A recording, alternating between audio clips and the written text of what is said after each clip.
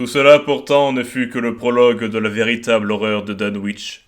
Des fonctionnaires stupéfaits procédèrent aux formalités habituelles, on cacha à la presse et au public les détails anormaux, et l'on envoya à Dunwich et à Aylesbury des hommes chargés de rechercher les biens du défunt Wilbur Whately et d'avertir tous ceux qui pourraient être ses héritiers. Ils trouvèrent le pays dans une grande agitation, en raison à la fois des grondements croissants sous les collines en dôme, de la puanteur extraordinaire et des bruits de houle et de clapotement qui s'élevaient, de plus en plus forts, de la grande coque vide qui était devenue la ferme condamnée des Whately. Earl Sawyer, qui s'occupait du cheval et du bétail, en l'absence de Wilbur, était dans un terrible état nerveux. Les fonctionnaires trouvèrent des excuses pour ne pas pénétrer dans la bruyante demeure barricadée, et se contentèrent d'une seule visite pour passer en revue le logement du défunt, les appentis récemment réparés. Ils déposèrent un énorme rapport au tribunal d'Aylesbury, et l'on dit que l'héritage est toujours en litige entre les innombrables Whately, décadents ou non, de la vallée du Haut-Miskatonic. Un manuscrit presque interminable en caractères étranges, écrit sur un registre géant et considéré comme une sorte de journal à cause des espacements et des changements d'encre et d'écriture, intrigua considérablement ceux qui le découvrirent sur le vieux bureau qui servait de pupitre à son propriétaire. Après une semaine de discussion, on l'envoya à l'université de Miskatonic, en même temps que la collection de livres étranges du défunt, pour étude et si possible traduction. Mais les meilleurs linguistes même virent immédiatement qu'il serait très difficile à déchiffrer. Jusqu'à maintenant, on n'a pas trouvé trace des antiques pièces d'or qu'utilisaient toujours Wilbur et le vieux Whately pour payer leurs dettes. Ce fut le 9 septembre, à la nuit tombée, que l'horreur se déchaîna. Les bruits des collines avaient été très forts pendant la soirée, et les chiens aboyèrent frénétiquement toute la nuit. Les premiers levés, le 10, remarquèrent dans l'air une particulière puanteur. Vers 7 heures, Luther Brown, le petit valet de chez George Corey, entre Gold Spring Glen et le village, rentra en courant du pré des 10 arpents, où il avait mené les vaches ce matin-là. Il était presque convulsé de terreur quand il surgit en trébuchant dans la cuisine. Et dehors dans la cour, piétinant et meuglant d'une voix lamentable, le troupeau avait suivi le garçon, dont il partageait l'affolement. Haletant, Luther essaya de balbutier son histoire devant Miss Corey. Devant Madame Corey. Là-haut, sur la route de l'autre côté du ravin, Mme Corey, y a quelque chose qui a passé par là. Ça sent comme le tonnerre. Et tous les buissons et les petits arbres, ils sont repoussés de la route, comme si on y avait traîné une maison. Et ça, c'est pas le pire. Y a des marques sur la route, Mme Corey. Des grandes marques rondes, grosses comme le dessus d'un tonneau, tout enfoncées profond comme un éléphant qui s'y irait passer. Mais y en a bien plus qu'on peut en faire avec 4 pattes. J'en ai regardé une ou deux avant de me sauver, et j'ai vu qu'elles étaient couvertes de lignes qui s'étalent tout autour, comme si on avait enfoncé sur la route une grande feuille de palmier. Mais 2 ou 3 grosses, comme un son, et l'odeur était abominable pareil qu'autour de la vieille maison du sorcier Whately. Il s'interrompit, et sembla repris du frisson de peur qu'il avait lancé à toutes jambes sur le chemin du retour. Madame Corey, n'ayant pu en tirer d'autres renseignements, se mit à téléphoner aux voisins, propageant ainsi une panique qui annonçait de plus grandes terreurs. Quand elle eut au bout du fil Sally Sawyer, la gouvernante de chez Seth Bishop, le plus proche voisin des Whately, ce fut son tour d'écouter au lieu de raconter. Car Chauncey, le fils de Sally qui dormait mal, était monté sitôt levé sur la colline du côté de chez les Whately, pour en revenir à toute allure, épouvanté, après un coup d'œil sur la ferme et sur le pâturage où les vaches de M. Bishop avaient été laissées durant la nuit. « Oui, Mme Corey, » dit Sally d'une voix tremblante dans le réseau local. « Chauncey est revenu au galop, et il pouvait pas seulement parler tellement qu'il avait peur. Il dit que la maison du vieux Whately est toute éclatée, avec les poutres partout, comme s'il y avait eu de la dynamite dedans. Il y a que le plancher qui est pas crevé, mais il est couvert d'un genre de goudron qui pue terriblement et qui coule par terre tout autour où la charpente des murs a sauté. Et il y a des marques terribles dans la cour aussi. Des grosses marques, rondes, pareilles qu'une barrique, et toutes gluantes de struc comme dans la maison éclatée. Chauncey dit qu'elle mène dans les prés où il y a une grande piste écrasée plus large qu'une grange, et tous les murs de pierre y sont écroulés, partout où qu'elle passe. Et il dit comme ça, Mme Corey, qu'il a pensé à chercher les vaches de Seth, terrifieux comme il était, et il les a trouvées dans le pâturage, tout en haut près du bal du diable, dans un drôle d'état. La moitié a complètement disparu, et la moitié de ce qui reste, on y a sucé le sang, avec des plaies comme il y en avait toujours sur les bêtes au Whiteley depuis que le petit Noiro à la ville est né. Seth, à présent, il est sorti pour les voir, mais je suis sûr qu'il n'ira pas tout près de chez le sorcier Whiteley. Chauncey a pas regardé où menait la grande piste écrasée après le pâturage, mais il dit que c'est peut-être ben vers la route du ravin qui va au village.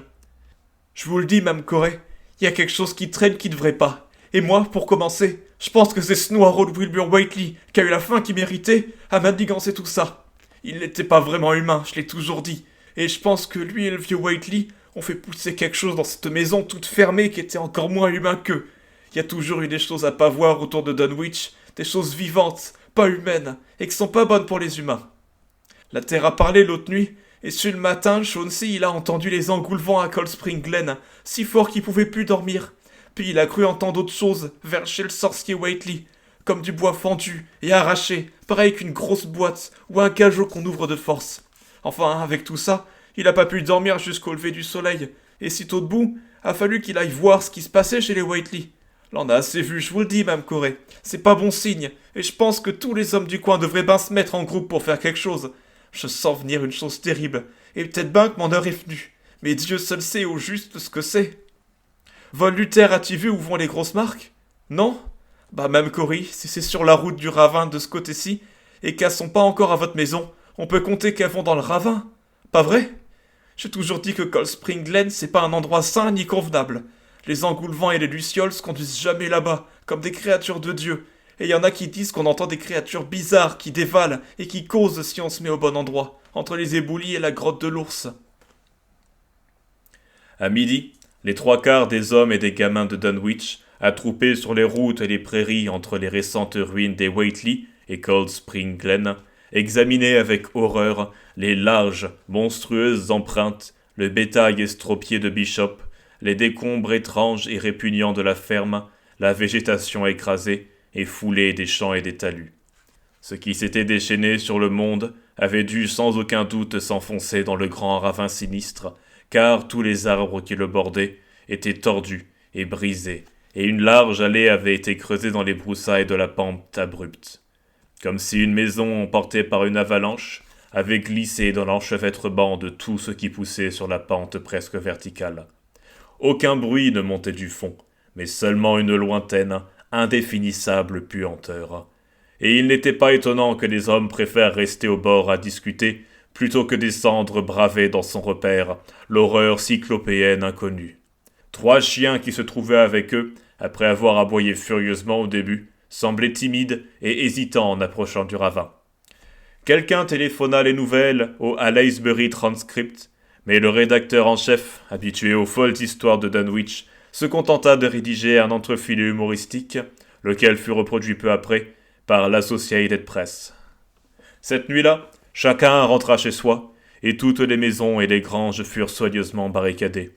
Inutile de dire qu'on ne laissa aucun bétail dans les pâturages en plein vent.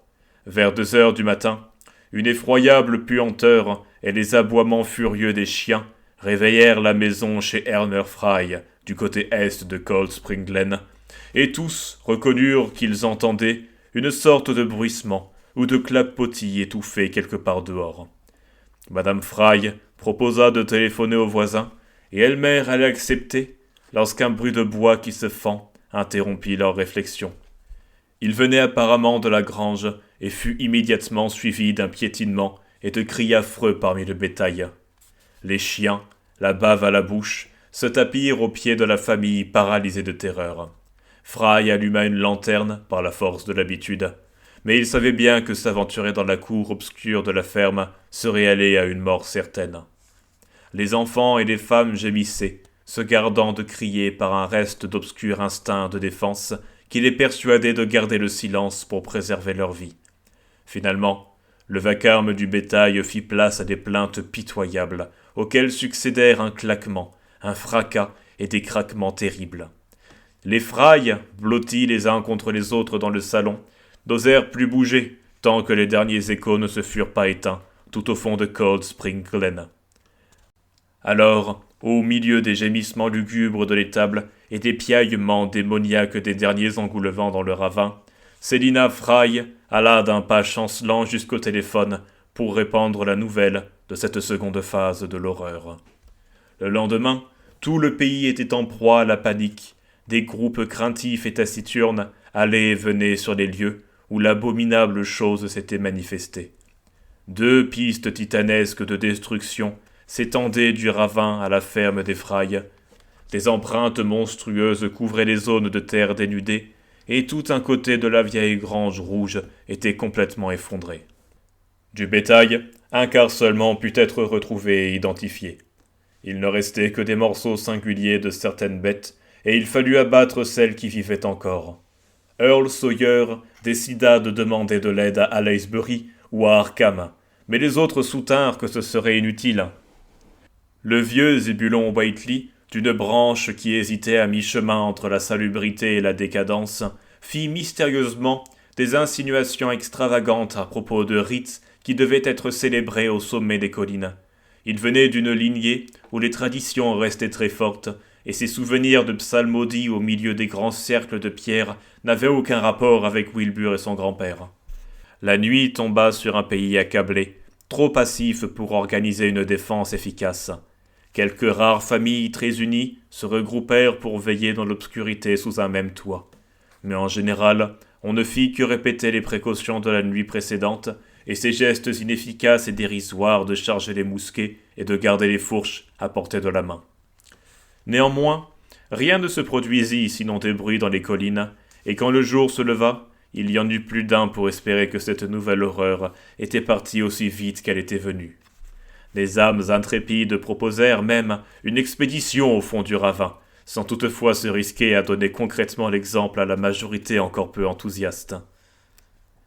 Le soir venu, on s'enferma de nouveau, mais il y eut moins de veillées de famille.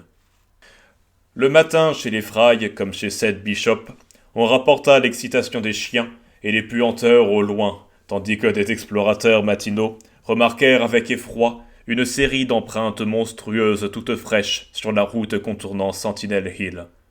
Comme auparavant, les bords de la route témoignaient par leurs ravages de la masse formidable de la blasphématoire horreur. La disposition des traces semblait prouver un passage dans les deux sens, comme si la montagne en marche était venue de Cold Spring Glen et y était retournée par le même chemin. Au pied de la colline, une foulée d'arbustes écrasés sur 30 pieds de large montait à pic, et les chercheurs stupéfaits constatèrent que les pentes les plus raides ne faisaient pas dévier l'inexorable piste.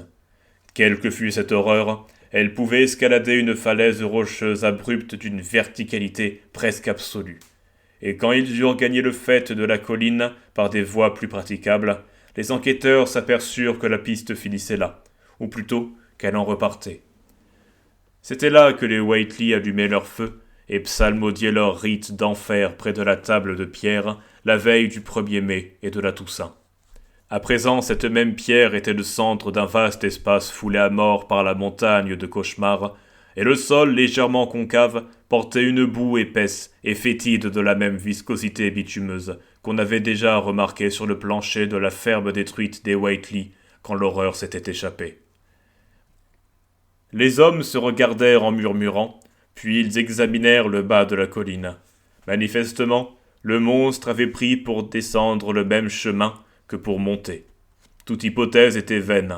La raison, la logique, les notions normales de motivation se trouvaient renversées.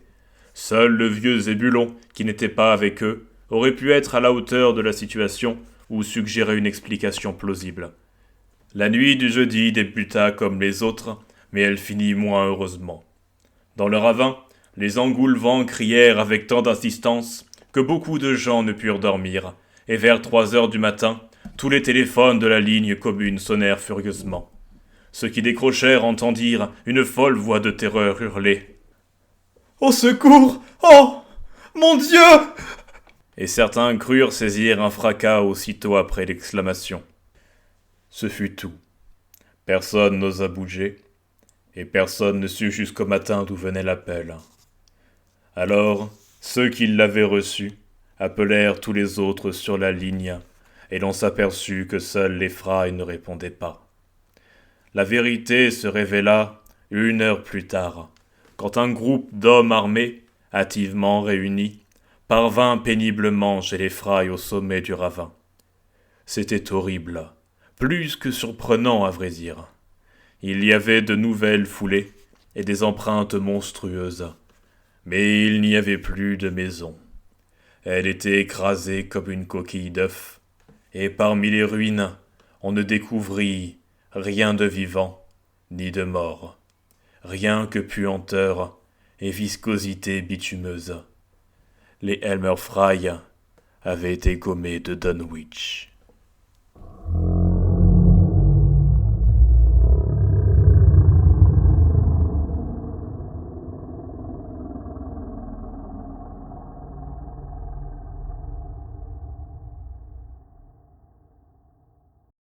Pendant ce temps, une autre phase de l'horreur, plus discrète, mais spirituellement plus poignante encore, s'était déroulée à Arkham, obscurément, derrière la porte close d'une pièce au mur couvert de livres. Le curieux registre ou journal manuscrit de Wilbur Whately, remis à l'université de Miskatonic pour être traduit, avait causé beaucoup d'embarras et de perplexité chez les spécialistes des langues, tant anciennes que modernes. Son alphabet même, malgré une approximative ressemblance avec l'arabe lourdement ancré qu'on utilisait en Mésopotamie, restait absolument inconnu de toutes les autorités compétentes. L'ultime conclusion des linguistes fut que le texte utilisait un alphabet artificiel qui constituait un code, mais aucune des méthodes habituelles de déchiffrage cryptographique ne semblait apporter le moindre indice, même appliqué à toutes les langues que le rédacteur eût pu vraisemblablement employer. Les livres anciens rapportés de chez Whately, prodigieusement intéressants et qui ouvraient à bien des égards de nouvelles et terribles perspectives de recherche aux philosophes et aux hommes de science, ne furent d'aucun secours dans le cas présent. L'un d'eux, lourd volume au fermoir de fer, était écrit en un... L'un d'eux, lourd volume au fermoir de fer, était écrit en un autre alphabet inconnu, d'un genre très différent cette fois, qui rappelait surtout le sanskrit. Le vieux registre fut enfin confié aux seuls soins du docteur Armitage en raison de l'intérêt particulier qu'il portait à l'affaire Whately, et aussi de sa vaste érudition linguistique, ainsi que de son intelligence des formules ésotériques de l'Antiquité et du Moyen-Âge. Armitage supposait que l'alphabet pouvait être un mode de transmission secret au service de certains cultes interdits qui viennent d'époques très anciennes et ont hérité de préceptes et de traditions des magiciens du monde sarrasin. Cette question, toutefois, ne lui paraissait pas d'importance vitale.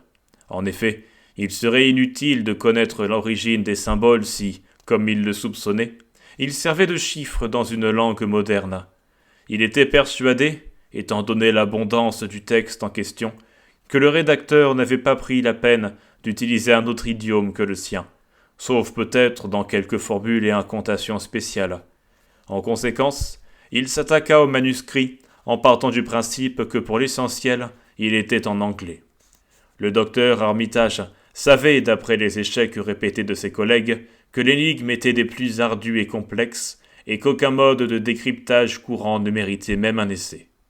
Pendant tout le mois d'août, il se nourrit du savoir accumulé en fait de cryptographie, faisant appel à toutes les ressources de sa propre bibliothèque, et se plongeant nuit après nuit dans les arcanes de la Polygraphia de Trithemius, du De Furtivis Literarum Notis de Giambattista Porta, du traité des chiffres de Vigenère, de la Cryptoménésis Patefacta de Valconer, des traités du XVIIIe siècle de Davy et Tykönès, et d'autorités modernes telles que Blair, von Marten et le cryptographique de Kluber.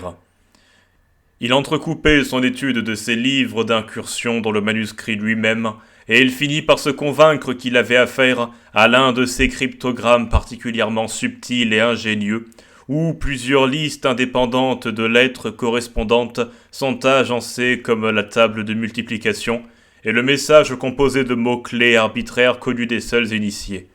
Les autorités anciennes paraissaient plus utiles que les plus récentes, et Armitage conclut que le code du manuscrit était de haute antiquité, transmise à n'en pas douter par une longue lignée d'occultistes expérimentateurs. À plusieurs reprises, il se crut sur le point d'y voir clair pour se trouver encore retardé par un obstacle imprévu. Puis, septembre approchant, Les nuages se dissipèrent. Certaines lettres utilisées dans telle ou telle partie du manuscrit émergèrent définitivement, sans erreur possible, et il devint évident que le texte était vraiment en anglais.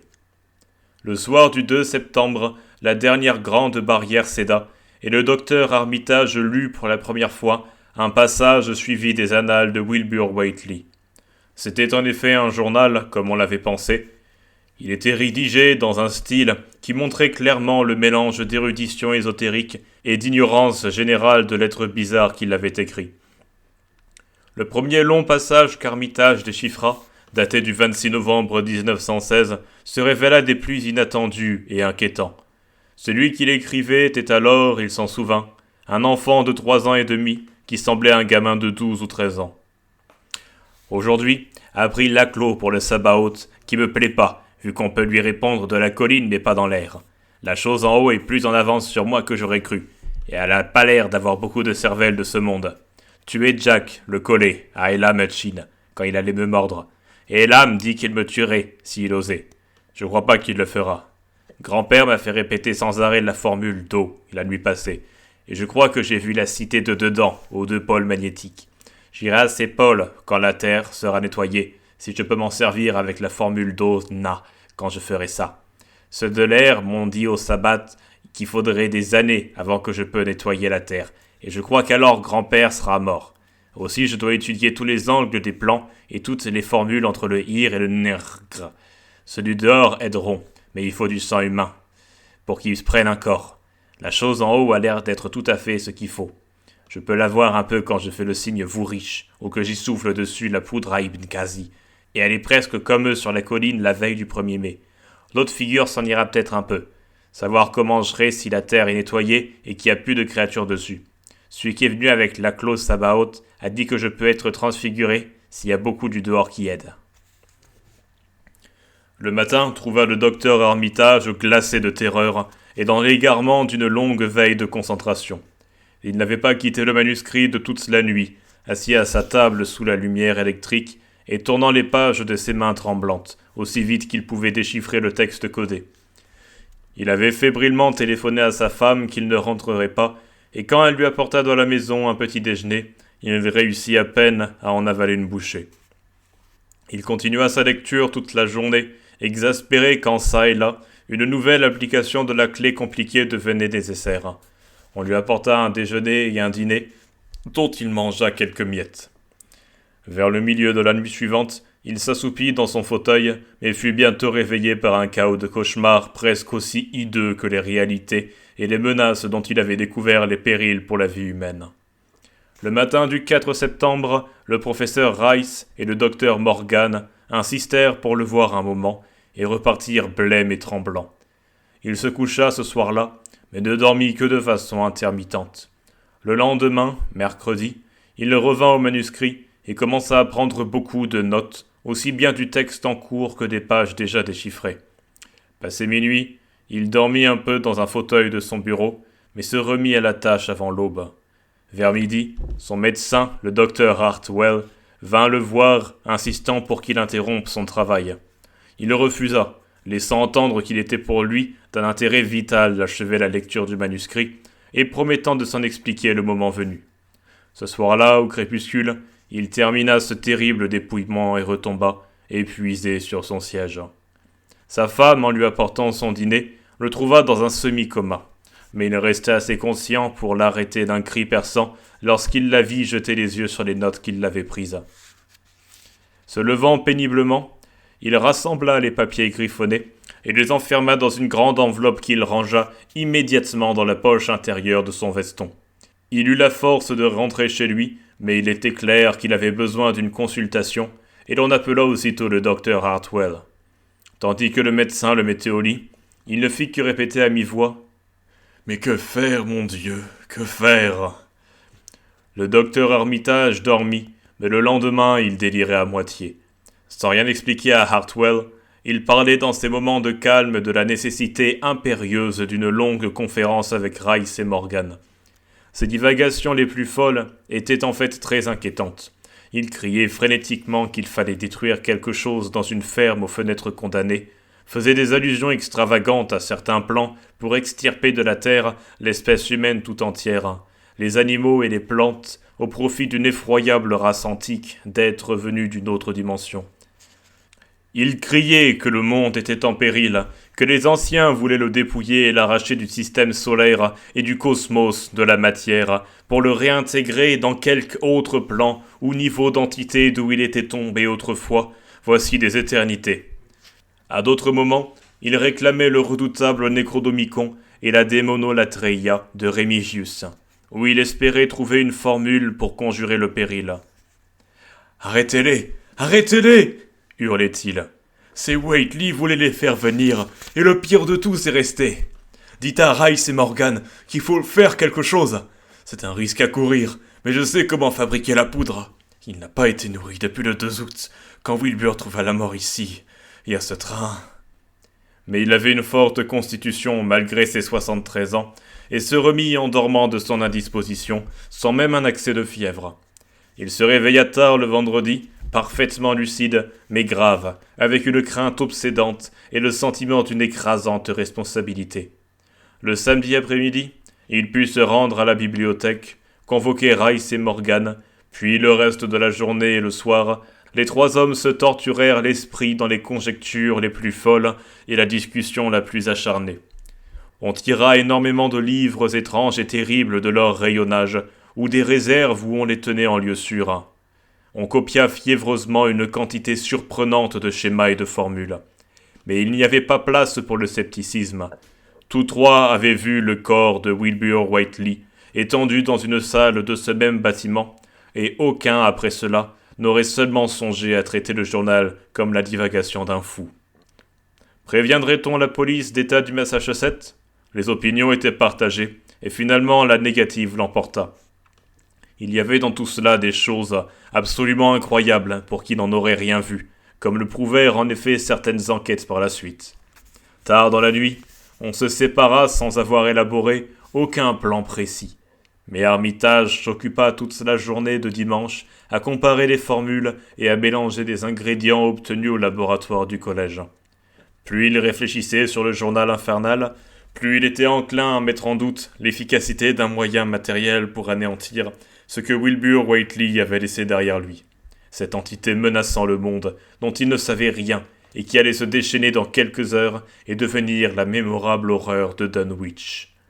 Le lundi fut une répétition du dimanche pour le docteur Armitage, car la besogne entreprise exigeait une infinité de recherches et d'expériences.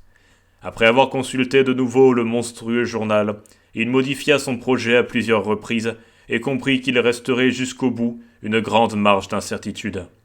Le mardi, il établit un plan d'action et se dit qu'il devrait se rendre à Dunwich avant une semaine. Puis le mercredi, ce fut le choc.